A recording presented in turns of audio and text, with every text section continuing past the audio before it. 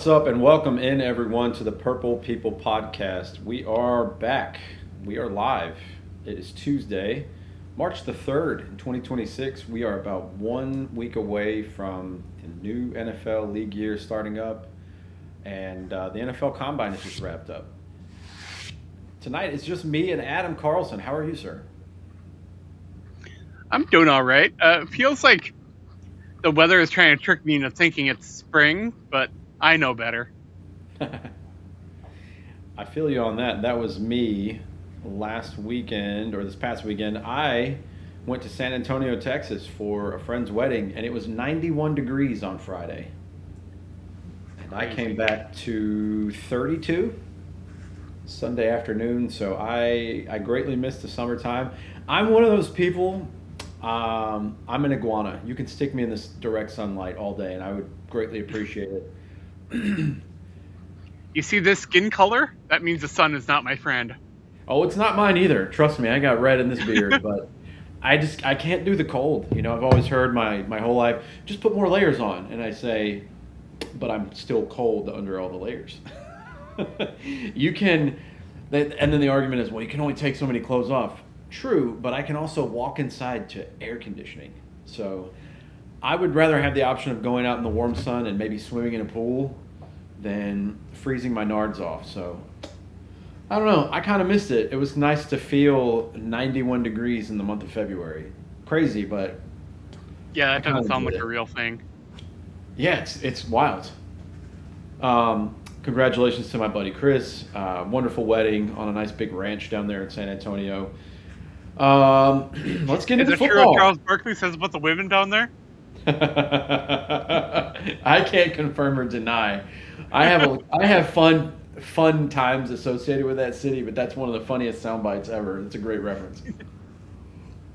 I can't believe that he got away with saying that on TV multiple times. You know, it's so funny. Crazy. So let's get into football. The NFL Combine is over, and I can't remember which show that I heard this on, but it was so funny because there's not outside of Fernando Mendoza a lot of quarterback talk.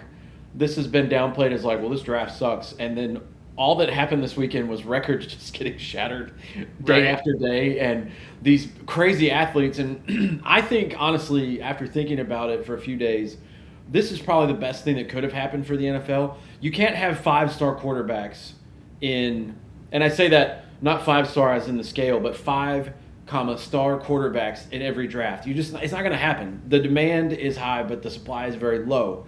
So what this should do is bring things back, kind of like the Super Bowl did, and run the ball, build up your defense. Like, it's okay if you take a not sexy player at five that you normally wouldn't. And I say that like whatever position. If the player is good, just take him, because in this draft, I feel like teams are going to be forced to do that because they Right. don't want to reach. So maybe they have to go with a safety at number five. Let me clutch my pearls. A safety at five. Yeah, he's the second best player in the draft. Take him. Or a running back in the top six. You know, it worked out for Carolina now in San Francisco with McCaffrey. You know, how high did Leonard Fournette go when he was drafted? Fourth. These great running backs. Sounds about Saquon right. Barkley was two. He was awesome. He still is. It's You can take the position that is traditionally not something you want that high, and they're going to have to do that this year. One of the craziest rumblings I've heard is Jeremiah Love possibly going to Tennessee, which would be kind of wild. I wouldn't mind that. Low key, I really enjoy this staff that Robert Saleh has put over there. And the one thing he didn't have in New York as a head coach is consistent quarterback play at a great level. There's a lot of potential with Cam Ward, and I think bringing Brian Daboll in to try to work his magic like he did with Josh Allen on that kid, you add some pieces there. They probably need wide receiver help. I think they need help in several skill positions, Yeah. but wherever running back is Got to supposed to start be somewhere. right. Running back's got to be the most friendly position for a young quarterback outside of left tackle. So wouldn't hate it. I don't want him to go to the Chiefs. I'll tell you that. I don't want the Right. Chiefs to be good again. I don't know. Be interesting to see. He had an impressive combine. He can do it all. I think they said not the traditional frame you see out of a guy like that, but going to be like a Jameer Gibbs type, if I had to guess. And that guy's doing all right. Yeah, speaking of Jameer Gibbs, he is going to be skyrocketing up fantasy football boards after Knuckles was let go or That's traded, right. I should say. David Montgomery traded to the Texans. I know there was a couple of picks in there. There was a lineman. The Texans going all in. I don't know if that quote, I can't say it's true or not true, but there's a quote associated saying that he wanted to go where a quarterback could win a Super Bowl. And saying that about leaving Jared Goff, who's been in a Super Bowl, to CJ Stroud, who looked like he didn't know what football was the last two games he played. I don't know. That's why I'm rough to believe that. But the Texans, as a team and a whole, they are not to be trifled with. They're very good, and it's a solid team. It's a good acquisition on their part. Interested about the Lions though, because that tandem I think is more important than they want to lead on. But I don't know if they wanted to move on, like feature Jameer Gibbs, or if they just didn't want to pay David Montgomery. But one of the many things that's happened over the last 3 or 4 days. It's pretty cool. David Montgomery to the Texans. Another running back news. Breece Hall was tagged, I believe, for New York, so they're going to keep him, and he's going to stay at Jet. Would have liked to have seen him go somewhere else, but He got a franchise tag, right? I believe so, yeah. And then Daniel Jones got a transition tag, right? Transition tag for Daniel Jones in Indy. No reunion in Minnesota, as some of us were clinging to life, hoping that would happen. Who else? Somebody got sent to the Falcons, I believe. I can't think of who. It's been a whirlwind the last couple of days. The world's on fire. That's what I've been focused on. There's craziness going on in the Middle East again, so I've not paid attention to football as closely as I should. It's kind of nice to have sports as that little outlet to where you don't have to, focus so much on what's going on in the outside world. Definitely. And some of the best news was that the salary cap is going up like over another 20 million. So Minnesota might still have a lot of work to do, but it's less work now and maybe a little easier. I predict that within 10 years, each team will get $500 million in salary cap because the NFL's numbers are going to keep going up. Oh yeah, it's climbing fast. And in our lifetime, before you or I hit 50, which is 12 years away from me, I think we're going to see a $100 million quarterback as an APY. Now, I don't think it'll actually be that on the hit, but we're already at 60 for guys like Tua Tagovailoa, and it's like Right. and Dak Prescott. So what's to say $100 million per year quarterback isn't on the horizon? Because that number going up by 20 million, that's a lot. 32 different teams going up 20 million. Pretty good. Kind of crazy because they can only put so many people on the team. I wish they would increase the roster size. Don't know how they haven't figured that out yet, but And there have already been reports that the Vikings have told some players they're going to be let go. And that's always sad. yeah, especially the ones we were talking about. Javon Hargrave, not as close to, but would have taken him for another year on a cheap deal. Decent effort last But year. I like the depth of DT behind him, so I'm Yes. not too scared about that. Yeah, I firmly agree. I would like to see the younger talent get more reps, and especially if it's cost effective. But the one that you're referring to that we all are like, man, great guy, was a division rival for a long time, but had all the energy and heart that you wanted for this team the last 2 years is running back Aaron Jones. I think it's just the age and the number. If one or the other was a little smaller, I think he'd be able to stay. But I think the Vikings did a good thing last year by getting Jordan Mason from the Niners, and if they can pair a younger, cheaper running back with them, that'll be a fun tandem to watch. But what's interesting is that it's being reported that TJ Hawkinson's job is essentially safe. That was would mean surprising. that there's got to be a restructure coming, right? There's no way he plays for $21 million a year. You'd At think least so. not this season. I would hope. And I guess in the next couple of weeks, there's got to be some news on Harrison Smith because his numbers need to come off the books if he's not going to play. I know we talked about it on the last show, or at least when I was a part of it. Kwesi Adofo-Mensah is gone, but I don't have many worries at all for this team because Rob Brzezinski's been with the team forever. The cap is a myth anyways, as Kyle West would say.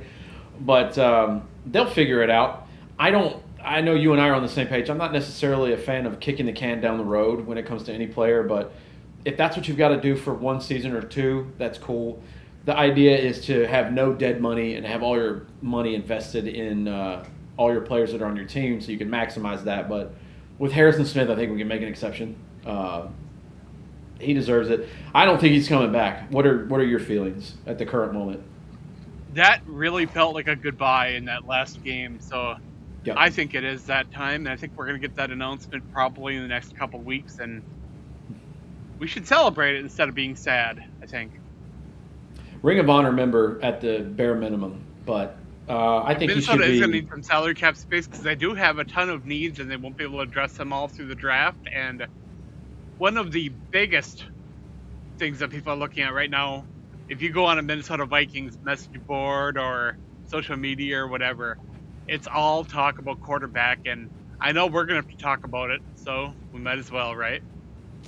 Before we do that, I did want to say that the other shocking, I mean, not shocking when you think about the Dallas Turner acquisition a couple years ago, but the one that caught me off guard today on the initial read was the Vikings are open to trading Jonathan Grenard, who's been fantastic since he's been in the building the last 2 seasons. So I would hate to see him go, but I also would love to have more Dallas Turner because I think he just gets better and better each year, which is funny with the dynamic of J.J. McCarthy being drafted like 5 spots ahead of him, same time in the building, same time with the team.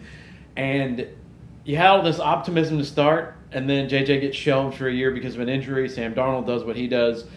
And then J.J. comes in this year, and now it's up and down. We all have questions. The first year that Dallas Turner was on the team, so many people in the comments were like, what a bust. This kid sucks. Right. And then he quietly entered in and had more time this year. And it's like, no, actually, he's really good. He just happened to have 2 or 3 other guys in front of him who are even better, which is a great problem to have. So just wanted to throw the news out there. This was from Ian Rappaport and Adam Schefter saying that the Vikings are open to trading Jonathan Grenard. And I have a photo here of that. I should have shared it in the chat, but I thought it was interesting. New team will acquire $19 million this year and in 2027. The dead cap for us would be $9.9 million, but it would save $12.25 million if they do get to trade him. $4 million of Grenard's 2026 salary is set to become fully guaranteed on March 13th. Some little nerdy financial information about Jonathan Grenard if you cared about it. I happened to save it just because I thought it was neat. But let's get into it, Adam. It was reported today, and there's been rumblings of this, but Arizona is going to release quarterback Kyler Murray. I think the top landing spot for him, Minnesota has to be in the conversation for that. It just depends on the money situation because right now the Vikings are over the cap. They will figure that out very soon. As we mentioned with Javon Hargrave and Aaron Jones, when they get released, that's going to save some money. TJ Hawkinson restructure, as we talked about. If they trade Jonathan Grenard, that would save 12, and they would be right back to 0 with all those players. Maybe even. This isn't as bad as it looks. I know right now they're 31st in cap. Yep. But yeah, it looks bad on paper, but it's not as bad when you start to pick it apart. I think it's good too. Like, it's bad when you get rid of a really key player and you're like, well, we saved a lot of money, but we're hurting. None of these players that we're mentioning, I don't think the team is going to be at like catastrophic failure level if they leave. Now, I don't want Jonathan Grenard to leave most of all. I have a soft spot for Aaron Jones. Like you said with Javon Hargrave, I'm okay with letting the younger guys do it. The Jalen Redmonds of the world. There's also got to be a decision made on Ryan Kelly here pretty soon, you'd think. Yeah, we all assume that he's probably retiring. I would think for his health, he's got to. He had 3 concussions in a season, and he already. And I would love to root for him and come back and play great and have a comeback year and just blow people out of the water. But his long-term health has to be questioned. Yeah, and we're not those guys on this show. This is not the show where you're like, F it, put him out there. We're going to say, protect yourself. He's probably made a pretty penny playing in the NFL for as long as he has.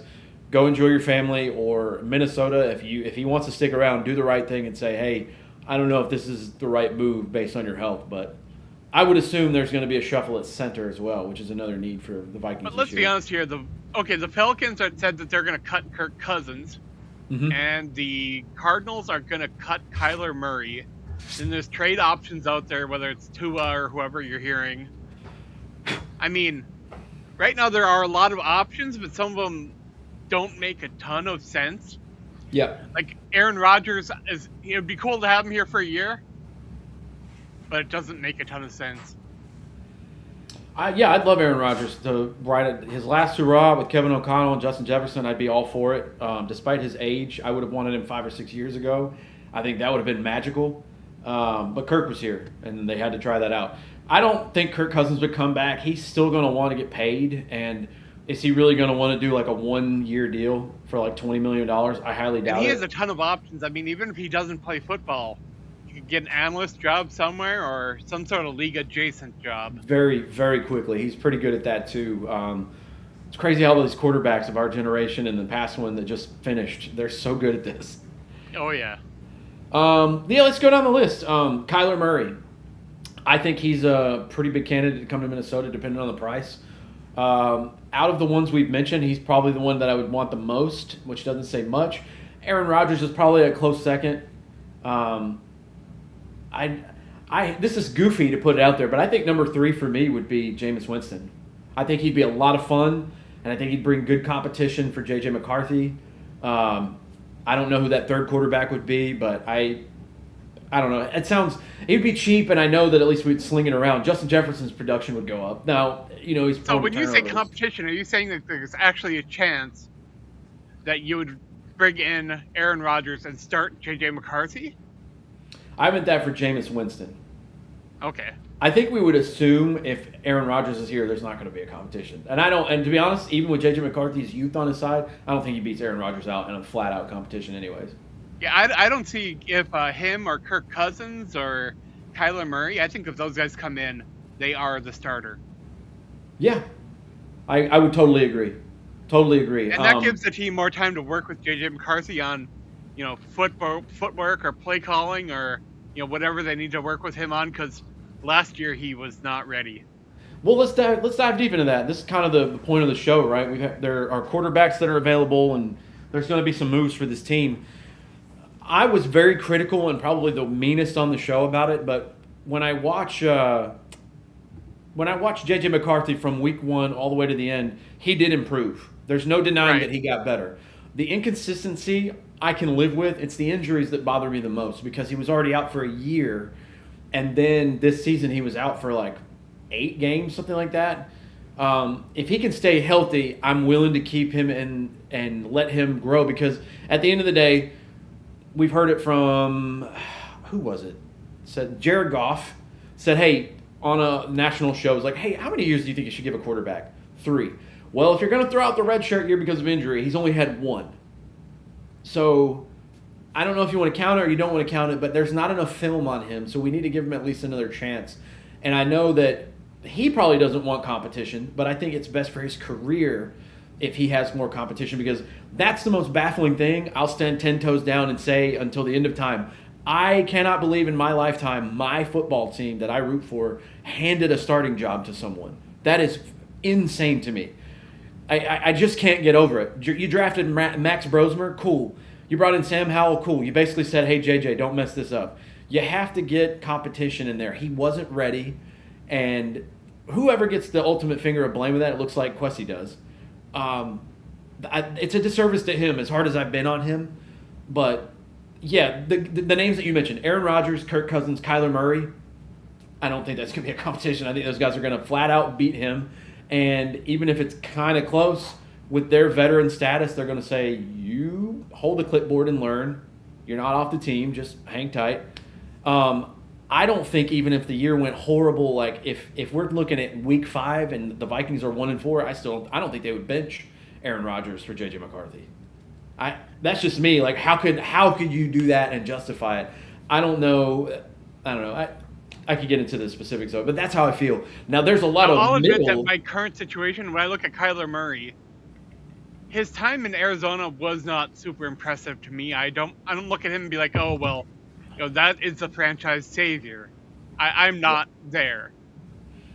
But I think he's the best option the team has, and now that he might be able to be had for a reasonable price, it's a lot more appealing. And I think with Kevin O'Connell, you can see the Sam Darnold effect. You've seen it happen with Baker going to Carolina and L.A. Minnesota might be a place until they find their guy where you can say, hey, I could go to quarterback rehab, and they could be a stepping stone if they don't want to commit to Kyler to say, hey, look, come here, have a revival season. Maybe you can get that second bag that you want. even though Kyler Murray's already been paid. Yeah, he's doing fine. I would say to stay away from. Colin Cowherd said this, and then immediately 5 minutes later, I remembered that Brian Flores was on the team. Tua Tagovailoa is not coming to Minnesota. I can't imagine a world where the guy that he essentially got fired as his head coach would now be his defensive coordinator, raining terror on him every day as the DC. I don't see that happening. Them in the same facility even. And I'm sure they would move on from it, but the thing that I don't like about Tua is when there's turmoil, he has no problem backdooring people. He did it many times this past season. That is not what I want. If you've got Tua and JJ McCarthy as your top 2 quarterbacks, you better have a good number 3. That's so true.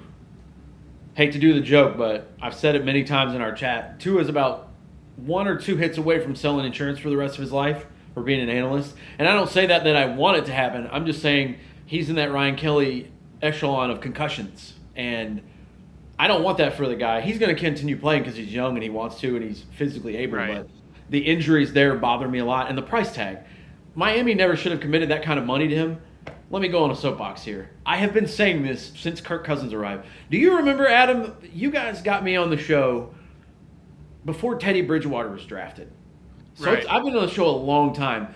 I lost my shit when Kirk Cousins got $28 million guaranteed a year. I was like, what are you guys doing? $28 million seems like a steal at this moment because his caps went up so much. But I've been saying this forever. Sam Darnold is my baby for this, is my example. Don't take the highest value contract that you can get. Don't do it. It's going to hamstring your team. And then if it doesn't work out, which it never does for the highest paid quarterback, because you're going to hamstring your team financially, you're just going to have an aftermath of like the Russell Wilson post-Seattle effect where it's like, well, I hope I can find a job next year. Do the Sam Darnold thing. Take 80% of what the market is, get a couple of guaranteed years, have some room to buy a pass rusher or a wide receiver, and then hopefully you landed in a spot where there's a good coach and you can compete. If that was the formula that Tua was doing... Do you remember when the Chiefs gave Patrick Mahomes a 10-year deal? That was like Correct. $450 million or something. Almost $500 million, and everybody was like, what are you guys doing? And now he gets to restructure every year. They look like geniuses. They are geniuses. That was fantastic. Fantastic move. Yeah, take 80%. I know that's crazy because in this world, they're like, you got to take every dollar you can get. If you make over $10 million, as long as you're not an idiot, you're set for life. You don't have to have the biggest house in the neighborhood. You don't have to have an $8 million car. Like, I'll never understand that part. And that's coming from a guy who's poor by all NFL standards. But, and that's... I love by NFL standards. Yeah. By NFL standards, I'm a poor person, right? But that's backup quarterback money. I'm not even talking about starting quarterback money, and then don't even get me started on the rookie deals. If you're the first overall pick, you're guaranteed like $50 million or something like that. Guaranteed. So, well, it's gone a long way since the Sam Bradford rookie days. That's funny. The second best agent in NFL history. Right behind Kirk, right? I did want to get into the mid-level guys, though. Like I mentioned, Jameis Winston will be out there. The guy from Philadelphia, it's the back. I've heard his name rumbled a few times. I'm not opposed to Taylor Heineke coming in. Carson Wentz, I would welcome back in a heartbeat. He's already out throwing again. Seen him on social media throwing. And the Vikings aren't going to be able to afford someone like Malik Willis or something like that. Which is crazy. I see the potential, but he has the chance to get a Sam Darnold or Baker Mayfield kind of bag. Oh, yeah. Purely on potential. And good for him. I did like him athletically out of Liberty, I think it was, but going to Tennessee and the situation they had, we all knew that wasn't going to work. So he did quarterback rehab in Green Bay, which is not what they're known for, but that's kind of cool for him. And I'm seeing reports that Anthony Richardson might be a good option for Green Bay once he leaves. And that he could sit behind Jordan Love and kind of reestablish himself. That doesn't sound good for us, but I see that as a great landing spot for him. And he's also been linked to the Vikings as well. It's kind of the Tua situation. I don't know why you bring him in if he's often injured. We don't even know if he's going to be cleared by the time next week comes around because he had a nasty injury to his orbital bone, but I assume he's recovering fine. I'm not in the Anthony Richardson camp. When you only have like 13 starts in college and then you have history with injuries kind of turns me off both ways. That and the But whole, take me out of the game thing, and you know what? I kind of get it. I shit on him for that. That I'm okay with. Of all the things we could complain about, that's the least of my worries. Smashing your face with a exercise band, and then, the 13 starts is to be drafted 4th overall, and you only started 13 college games. What's the guy's name from New Orleans? Tyler Shuck. He was teammates with Justin Herbert at Oregon, and he just played his rookie season. So, I'm totally team like more starts the better. That one turns me off pretty quick. Now I understand he's been in the league a few years, but the injuries scare me there a lot. But there's some options. There's not a lot of great names. Russell Wilson, we mentioned earlier, that is an option as well. I would steer as far away, clear from him as I could. Justin Fields. So is a where name are you that's at with there. quarterback 3? Do you want another veteran as quarterback 3, or are you happy with bringing back Max Brosmer, or do you want a different young quarterback at number 3? Where are you at with that? Let's go with a younger quarterback or a veteran. I love you, Max, and I hope that you find a practice squad somewhere else. But I saw nothing from him last year that made me go, that gives me hope. And that sucks for him because he should have not had to have played a single snap last year. That was a terrible situation for him. Going to the eventual Super Bowl champion's house and having to start like on short notice. I mean, what did you expect? But he shit the bed pretty hard when he got the chances. Now, I will say he did play one of those games where they beat the Lions, and I'm not saying he was the reason they won. Right. He only threw like 15 times, but yeah, I love you, Max. It's nothing personal. I'd rather upgrade. The higher the floor of the quarterback room, the better, because with what we're working with now, we cannot have a repeat of what happened last year. That was terrible. And hopefully, throwing some shade here at Quessy, which shout out to him. He got a job in San Francisco as an assistant there doing something, so I'm glad he got another gig. Throwing shade at Quessy, though, I hope we're not going to trade for somebody and them not even be on the team when the season starts. Let's find someone that the coach wants. And it sounds like with the regime change and the direction they're going, Kevin O'Connell will be able to live and die by his decisions now, which I appreciate because it's been out now for a couple of weeks. If you're a nerd like me who loves Rich Eisen, Tom Pelissero, and Ian Rappaport, and Albert Breer, who are always on that show, their backup plan, and this is from Tom Pelissero's mouth at the Combine, was Daniel Jones. They were like, all right, Sam's not coming back. We're going to offer Daniel Jones. And they did not expect him to not stay. So hopefully they get this figured out. I'm sure they're working diligently, but I don't know. I wish I could be a fly on the wall. I'd love to know what their concerns are and like the priority list of, we got to address this first. I have to think top 3 has to be quarterback. But assuming that, I'd like to see. But here's where I'm at right now, because I am really curious about this situation with the general manager, because the Minnesota Vikings are not going to hire a new general manager until after the draft. And what makes that interesting is because do they want whoever the Minnesota drafts to not be tied to a GM, or why are we waiting? Yeah, that was on my mind just a second ago talking is the only thing that's really odd for this year is the decision not to hire a GM now, because that's kind of the whole point. You want to get ready for the draft. And even right now, they still have 6 weeks until the draft is available. You still have a lot of time, but they've wasted an entire month since the Super Bowl's been over. And I think what's going to happen, I mean, maybe you think differently, and if you do, please tell me where. But my mind is only defaulting to one thing, is Rob Pazinski is going to be the GM. Well, I also have not been hearing anything about, interviews or conversations for possible possible candidates. I haven't heard anything. Haven't heard a single thing, so it leads me more to think that Rob's just the de facto GM, and they're just gonna figure that out afterwards. But why wouldn't you announce it now? Is the question I have. If he's just gonna are they trying to take this as like a little trial period, or what are we? Right.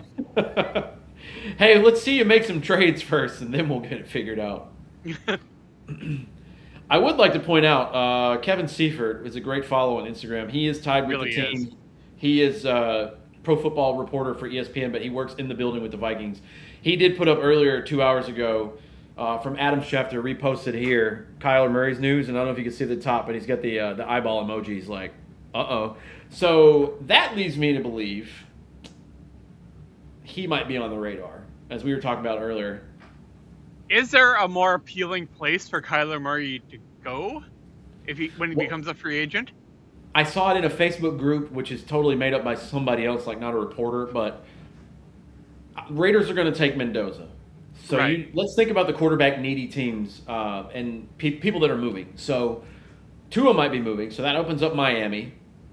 The Jets always need a quarterback. Pittsburgh may need one. Arizona Uh, needs one.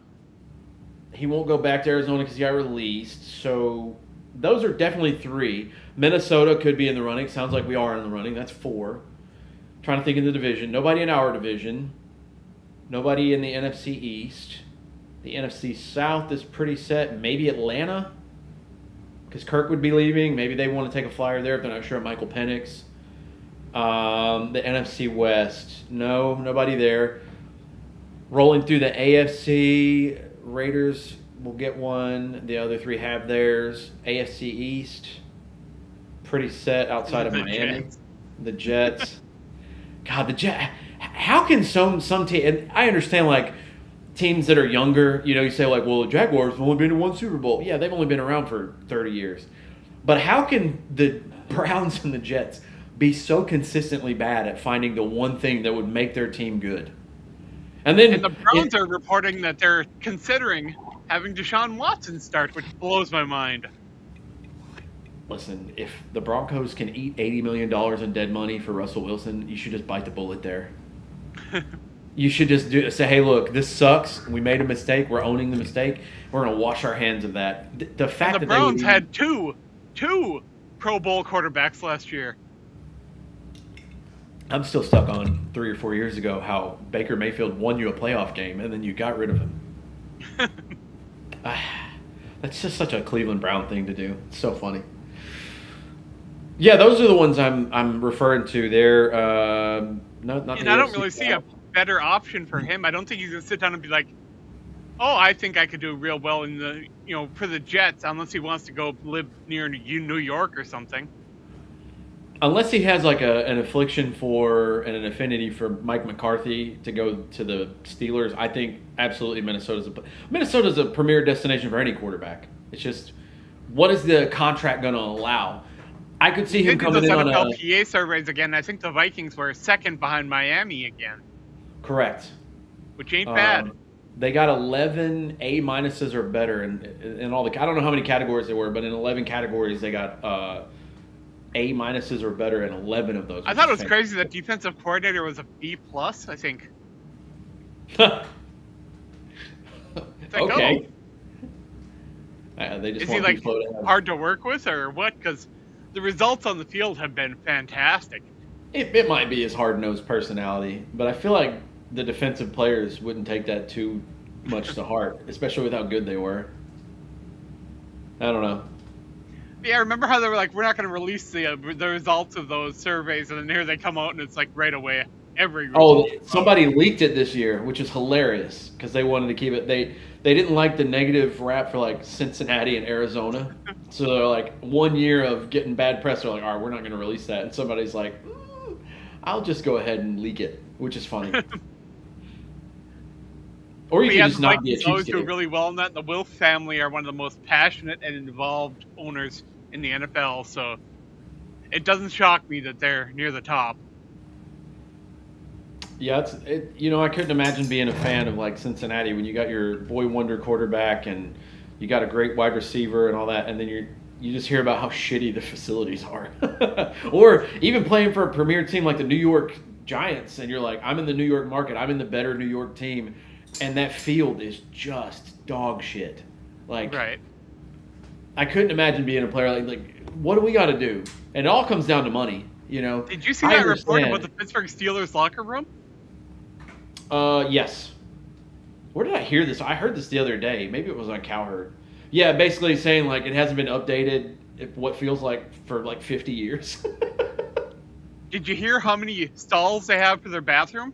5 stalls 5. for all the. And I'll tell you, after touring the Vikings practice facility, the funniest thing ever. You notice the stupidest little things, like in the corner going to the bathroom and the showers.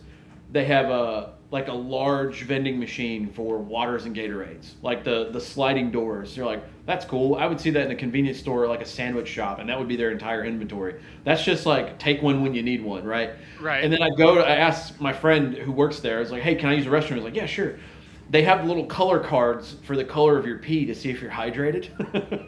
Wow. And they want everyone to be like, check your urine to make sure you're not dehydrated. But it was like, like when you go to a game and you go to those stalls, there's like 10 to 15. Right. Those are gigantic, gargantuan humans. And they have 5 stalls. Could you imagine, especially after like lunch or after a meeting, having to stand in line to go to the bathroom? I couldn't believe that when I heard that. That's insane. But which is worse? Pick one, Adam. 5 stalls and you have to wait at your employer when you have, 80 people running around at one given time in that area, or having to pay for your meals in Arizona or Cincinnati. I can't imagine waiting in line to go to the bathroom at halftime. God, that would suck. Well, that's my dog drinking water. Absolutely mind-blowing. I love that little nugget of information. I'm glad you shared that. But yeah, right now there's not a ton of Vikings news going on. They have the number 18 pick in the draft, so we're going to be waiting a while on draft day. Yeah, and as always, we'll do our live draft show. Very fun. Kyle and I wanted to take a little bit of a break. This season kind of burned us out a little bit. I was being dramatic yesterday to my friends when I heard Tua was on the table. I was like, if we pick up Tua Tagovailoa, I will not watch a Vikings game this season. And I firmly stand with that. And I love this team, but I can't do the what the hell are you doing anymore. I gave them one season, and that was it. But I can't do it multiple years in a row. Like, I got to have them be a little bit smarter, but it sounds like they're going to go whatever direction KOC wants to go in, which Hey, I figured out why we don't have a bigger audience today. No Facebook. Correct. I couldn't get it to sign in on my phone. That's what it is. Probably why we don't have our... I will have to pick that after the show. Yeah, I tried. Well, that's not for a lack of trying. That's probably why we don't have Charlotte and Jonathan on. But yeah, that would probably do it. That's roughly it. There will be more in the coming weeks. Like we said, I think they can do pre-trade release talks and all that stuff. Like what's the word? Where you're not allowed tampering. It's like a pre-tampering period. So my birthday is on the 10th next week. That's when it starts, and then the official day is the 13th, I believe. Don't quote me. So yeah, it's going to flare up here real soon, and it's going to get a little crazy. But teams have already started making decisions today. Big names like Breece Hall, David Montgomery, Kyler Murray is going to get released. They're preemptively saying all this stuff, but it doesn't become official until then. So, right. That's pretty much it. I don't know. Do you have any other Vikings or football topics? Well, looking around the league, I haven't seen too much. I am still concerned about the NFC North being so darn good and Minnesota having to play a little bit of catch up. I know the Vikings didn't finish in the last in the division, but boy, they didn't feel like contenders last year, and I don't know what they can do to make that right for 2026. I think that the Detroit Lions window is closing. I think they are a much better team than we are accustomed to this century and most of the one before that. I do like their running back. Their receiver's great. The quarterback's top 15, and their coach brought a very good grit and moxie to the team. But the injury bug always seems to kill them. They still have to work within the cap, and then they're getting rid of an offensive lineman here, a running back now, and I don't know. I love their general manager. God, I wish he was the GM for the Vikings the last couple of years. He's a great GM, but I'm not as worried about them as the Bears. I think the Bears might skyrocket. They have a great team on paper, and over the season, Caleb Williams got really good, and I thought the Ben Johnson thing was kind of like the hot hand, the young guy. I don't know, man. They were really close to being in the NFC Championship game. Now, I don't think they would have beat the Seahawks. I don't think anybody was beating the Seahawks, but they were really close, and I don't think they're going to get worse this offseason. Well, let's finish up by talking about Jalen Nailor, because I am really interested in this situation. Good call. I keep hearing a lot of hype that teams are interested in him, and then I keep seeing other posts that are like, oh, he's going to be a free agency steal. Is all this hype going to bring up his cost so much that he won't be able to come back to Minnesota? I think yes. I'll tell you now, like, the team I always go to that needs help, it's 2 AFC teams. Well, 3 now, with the Chiefs not really having consistency there. The Chiefs would be great. Buffalo always needs receivers. They do not have an A-lister, and I'm not saying Jalen Naylor's like wide receiver 1, but when he gets the ball on He this definitely team, raises the floor of a wide receiver core. he absolutely does, and he deserves all the credit. When he's on a team and that's your number 3, his name's Speedy for a reason, too. He'd look great in Tennessee, too. It's another target for Cam Ward to throw to because he doesn't have any. And I've seen a lot of analysts for the Patriots saying he'd be a great fit there. Pats could do it. There's a lot of wide receiver needy teams. He could go anywhere. Yeah, he might be gone, which tells me Jordan Addison's staying on the team because they're not going to lose both and leave Jefferson to fend for himself. So yeah, having Ty Felton as a wide receiver 5 felt good. yeah, if he goes Or up to like wide receiver 4. 3, I would not be a fan of that. And maybe he'll improve. He Didn't can get a lot step of into playing it time. and acclimate to the role, but right now I don't know if he's there. Right. Here you go, David. Shout out to my buddy David. I want to draft a kid from Arkansas. He's like 6'6", 230, and runs a 4.3. Good God. Yeah, that sounds great. But I remember when I got drawn in by some other wide receivers of size, I thought Laquan Treadwell was going to be great because he had that size and physical look of a wide receiver number 1. We thought before DK Metcalf came in the league, we had diet DK Metcalf, and we did not. No.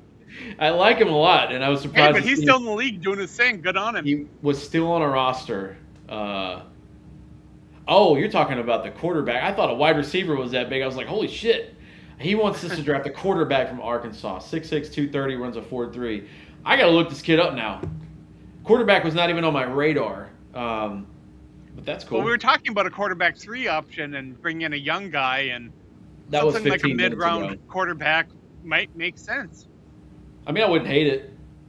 Truly, like, I'm not trying to, like, pile on Kwesi Adofo-Mensah, but now that he's gone, it's almost like you can breathe a sigh of relief and just have a cigarette, like after a good, like, when I was playing in bands years ago, we'd take a break from a big set and we'd have a beer outside or have a cigarette or something and just breathe a sigh of relief to have a break. I don't care what the Vikings do this year.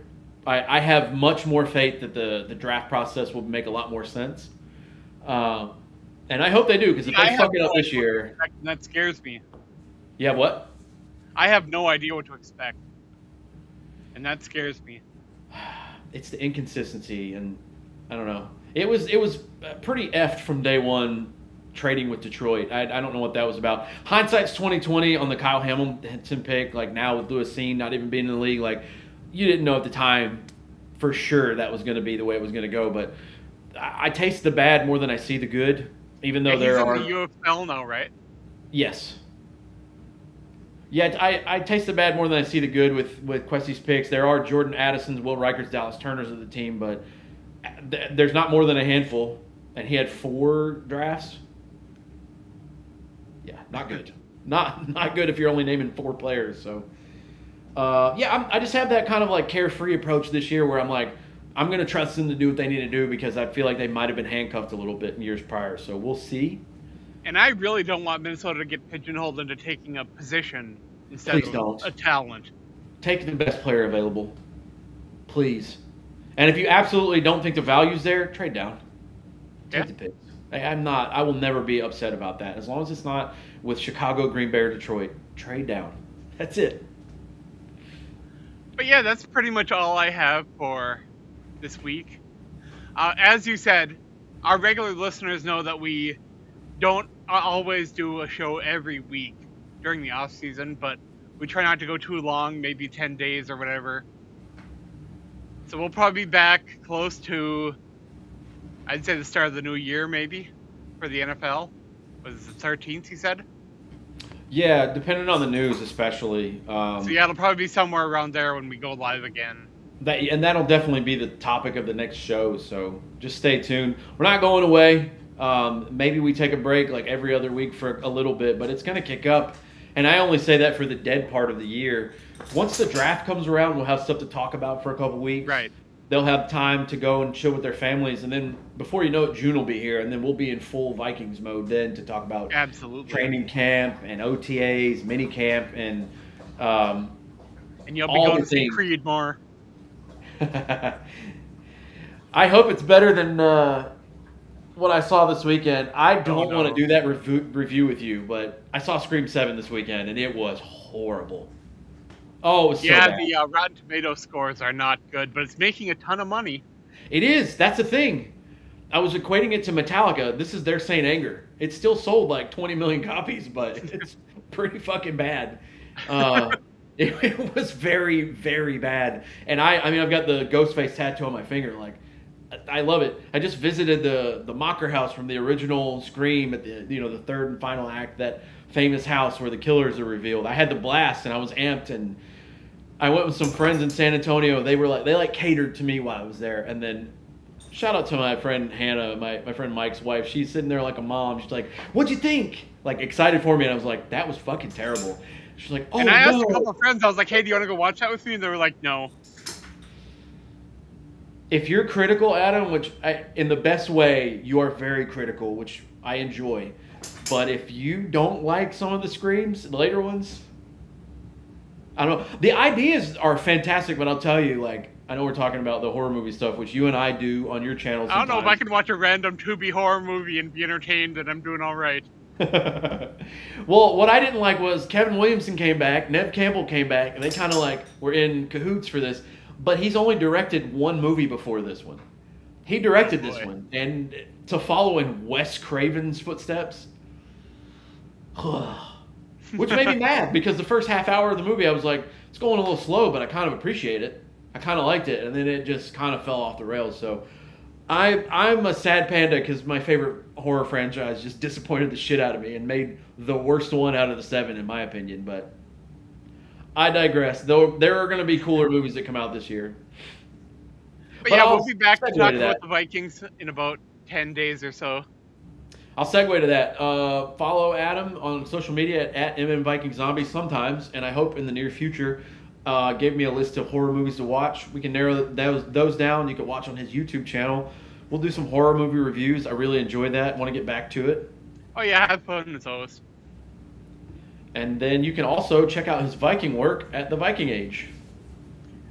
That's true. We got such a great variety of writers over there that put out a lot of content, and I am proud to be working with those guys and covering anything Minnesota Vikings over there.